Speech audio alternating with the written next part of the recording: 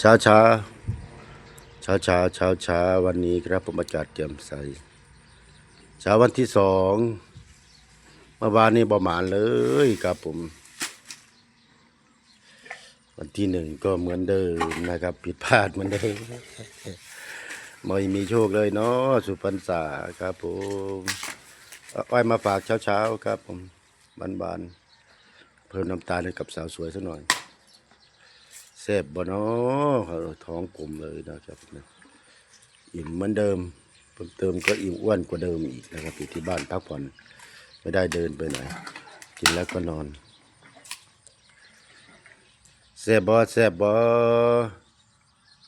กินหลายแซ่บหลายครับผมบ้าน